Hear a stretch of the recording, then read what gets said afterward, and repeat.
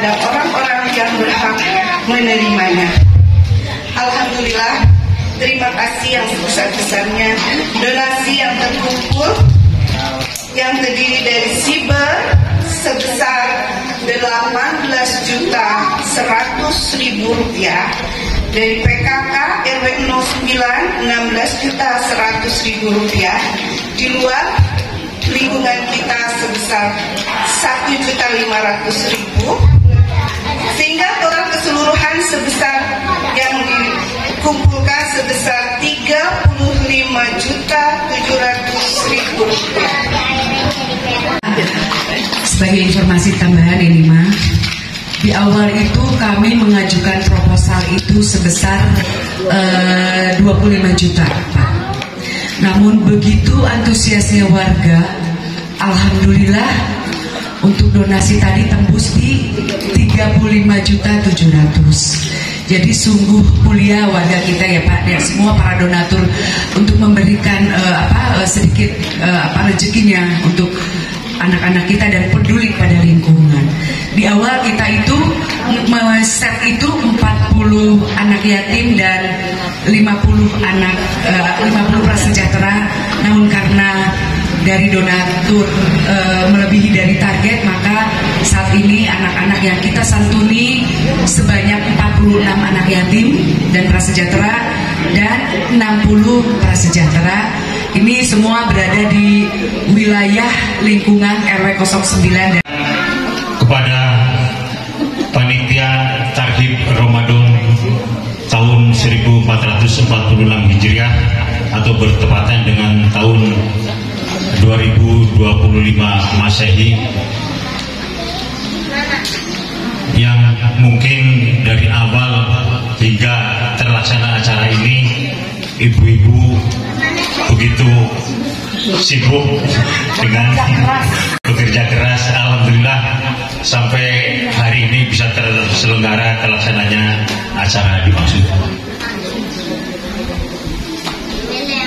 Tak lupa juga kami ucapkan terima kasih kepada warga RW 09 khususnya dan warga sekitar yang telah mendonasikan sebagian hartanya untuk acara ini. Selanjutnya, izinkan kami dari kepengurusan RW untuk menyampaikan beberapa program jangka pendek kami atau program terdekat kami. Di antaranya, kami akan menyediakan atau memberikan makan gratis kepada para anggota keamanan kita untuk makan sahur dan takjil mungkin, yang insya Allah nanti akan dijadwalkan sama Pak Ian, dan alhamdulillah sudah disepakati oleh semua RT, dan insya Allah mulai tanggal 1 sampai dengan akhir Ramadan nanti kami akan menyediakan makan sahur gratis dan takjil gratis untuk para anggota keamanan kami. Yang kedua, mungkin dalam waktu dekat kebetulan di RW 9 itu ada kelompok wanita tani. Alhamdulillah sudah dinobatkan menjadi juara kecamatan, dan insya Allah dalam waktu dekat akan mengikuti perlombaan di tingkat kabupaten maupun kecamatan Bojong Soang.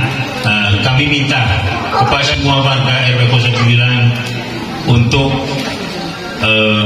ikut berpartisipasi juga dalam lomba tersebut, karena ini bukan hanya KWT-nya saja yang akan dinilai, tetapi semua lingkungan di RW 09 dari RT 1 sampai RW 11 minimal ada memiliki tanaman sayuran hijau, cabai dan toga mungkin.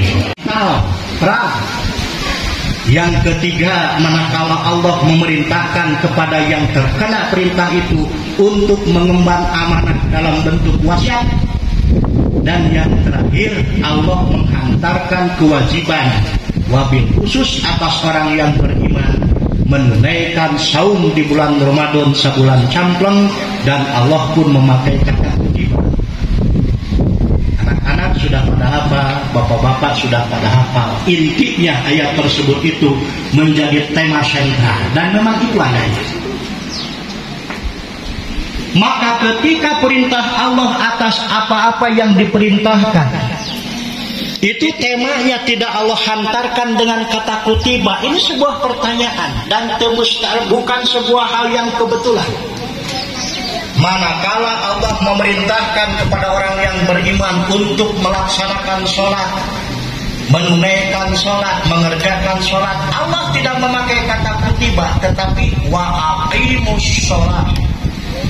Gerak-gerak adegan waranjeun sholat. Dalam hadis Muslim, dalam hadis Bukhari dari Ibnu Umar, bunyal Islamu ala khamsin. Anak-anak pasti sudah hafal. Guruna piraku teu hafal.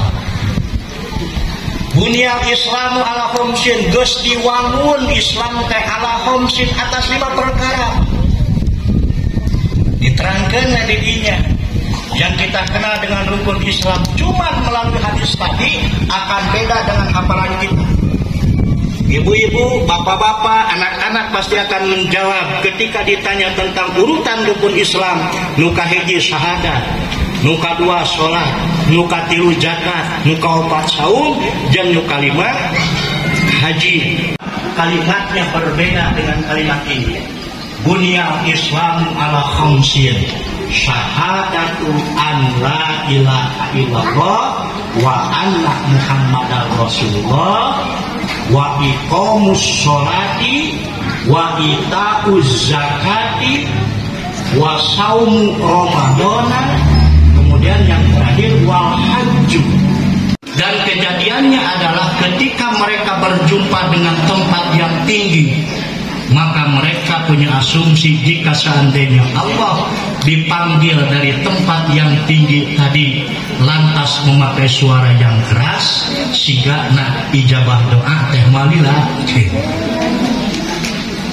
Makanya para sahabat diantaranya ada yang menaiki tempat tadi dan kemudian mengangkat 2 belah tangannya ataupun menengadahkan tangannya lantas berdoa, Ya Allah, turunkanlah pertolonganmu, Ya Allah, selamatkanlah kami, Ya Allah, selamatkanlah kami.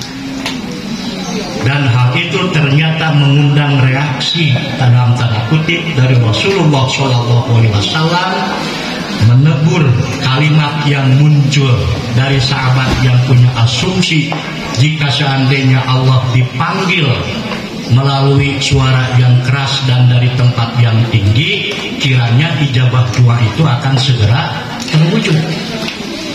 Bagaimana sabda Rasulullah yang tertuang di dalam hadis riwayat Imam Ahmad? Di sana ada teguran Rasulullah yang berbunyi, ayyuhan nas irba'u anfusakum innakum la tad'u asamman wala ghaiban innahu huwal ataupun ya ayyuhan nas, wahai sekalian manusia, kata Rasulullah, irba'u anfusakum, kasihanilah diri kalian, innakum la tad'u asamman, sesungguhnya engkau sedang tidak berdoa kepada yang tuli, wala ghaiban, dan juga engkau sedang tidak meminta kepada yang gaib, namun sesungguhnya kalian sedang meminta kepada zat yang maha mendengar, dan engkau pun meminta kepada zat yang maha dekat. Garis bawahi, ketika Rasulullah menegur kepada mereka orang-orang yang berdoa dengan suara yang keras dengan keinginan Allah segera mengijabah doanya dengan kalimat kasihanilah diri kalian. Kenapa Rasulullah mengatakan kasihanilah diri kalian? Ini mengandung sebuah pengertian jika seandainya Allah yang kita sembah, Allah yang kita ibadahi, sementara praktek kita menyembah dan praktek kita mengibadahi Allah tadi dengan cara yang salah, maka kita itu patut dikasihani. Padahal yang dikasihani itu adalah orang yang miskin, orang yang lemah, orang yang banyak masalah, orang yang gagal, dan lain sebagainya. Ternyata ada hal yang selain daripada yang disebutkan tadi, bahwa mereka orang-orang yang patut kita kasihani. Karena apa? ibadah yang mereka lakukan tidak akan sampai kepada martabat sebagai ibadah yang makbulah.